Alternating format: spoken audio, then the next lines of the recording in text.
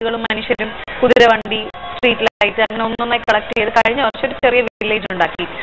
അത് നാട്ടിൽ നിന്ന് വന്ന ഒരുപാട് ആൾക്കാർ കണ്ടു, എൻ്റെ റിലേറ്റീവ്സ് കണ്ടു, ഫ്രണ്ട്സ് കണ്ടു. അവരൊക്കെ പറഞ്ഞു അടുത്ത വർഷം ഇത് തീർച്ചയായിട്ടും നാട്ടിൽ ചെയ്യണം, എല്ലാവർക്കും കാണത്തക്ക രീതിയിൽ. അങ്ങനെ ഞാൻ ഈ വർഷം നവംബർ ആദ്യം മുതലേ ഇത് കളക്ട് ചെയ്യാൻ തുടങ്ങി. ഓൾമോസ്റ്റ് ഒരു മാസം എടുത്ത് ഒരുപാട് സാധനങ്ങൾ കളക്ട് ചെയ്ത് ഇത് നാട്ടിൽ കൊണ്ടുവരുമായിരുന്നു.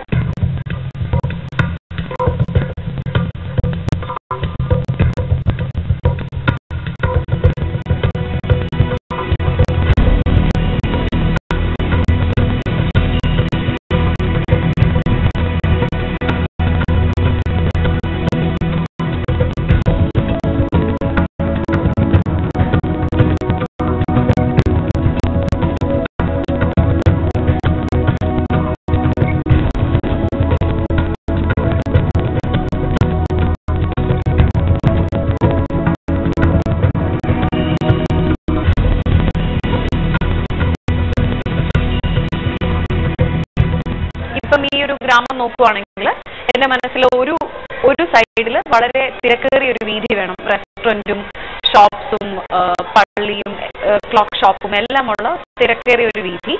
ഒരു സൈഡിൽ ഒരുപാട് ആൾക്കാർ നൃത്തം ചെയ്യുന്നതും ഒക്കെ ആയിട്ടുള്ള ഒരു ആർട്സിന് വേണ്ടി ഒരു സ്ട്രീറ്റ്. അതിൻ്റെ പുറകിലത്തെ തെരുവ് കുട്ടികൾക്ക് വേണ്ടി മാത്രമുള്ള ഒരു കാർണിവൽ. അത് പ്രത്യേകിച്ചും എൻ്റെ ചേച്ചിയുടെ മകൻ എഫിനോഹയുണ്ട് ഇവിടെ. എഫിനോഹയ്ക്കും എൻ്റെ മകൾ ആഞ്ചലയ്ക്കും വേണ്ടി കൂടെയാണ് ഈ ഒരു കാർണിവൽ സ്ട്രീറ്റ് ഞാൻ മനസ്സിൽ കണ്ടത്. പിന്നെ മറ്റൊരു കുന്നൻ ചെരുവുണ്ട് ഒരു സൈഡിൽ, അതൊരു ഗ്രാമാന്തരീക്ഷമാണ്. അവിടെ കുട്ടികൾ സ്നോ ഫൈറ്റ് നടത്തുന്നതും പള്ളിയിൽ ആൾക്കാർ കയറി പോകുന്നതും ക്രിസ്മസ് ഫാദർ കസേര ആടുന്നതും അങ്ങനെ പല ഒരു കുന്നൻ ചെരുവ്, ഒരു ഗ്രാമാന്തരീക്ഷത്തിലുള്ള ഒരു സെറ്റിംഗ്. അങ്ങനെ ഒരു ചുറ്റും നടന്നു കാണത്തക്ക രീതിയിലുള്ള ഒരു ലേ ഔട്ടായിരുന്നു.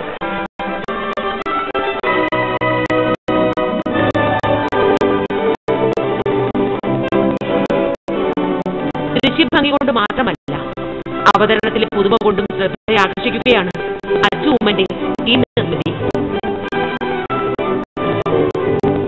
പുരാതന നഗരങ്ങളുടെ നിശ്ചല ദൃശ്യങ്ങൾ മാത്രമല്ല, ആ കാലത്തെ ജനങ്ങളുടെ ജീവിതവും ഒട്ടൊക്കെ ചലനാത്മകമായി തന്നെ ഇവിടെ അവതരിപ്പിച്ചിട്ടുണ്ട്.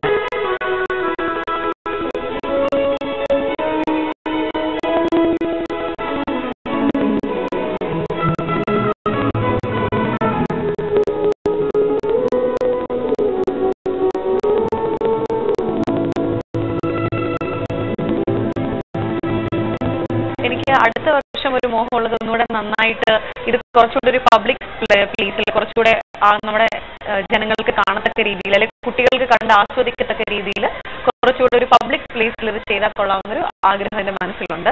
കാര്യം പൊതുവേ ഇത് നമ്മുടെ നാട്ടിൽ കാണാത്തൊരു ഗ്രാമ മോഡലാണെന്ന് എല്ലാവരും പറയുന്നു. പിന്നെ എൻ്റെ ഇത് കണ്ട് എൻ്റെ പല കൂട്ടുകാർക്കും ഇത് ചെയ്യണം എന്ന് പറഞ്ഞിട്ടുണ്ട്. അവരിൽ പലരും ഇത്തവണ തന്നെ ഇത് പരീക്ഷിക്കുമെന്ന് പറഞ്ഞിട്ടുമുണ്ട്.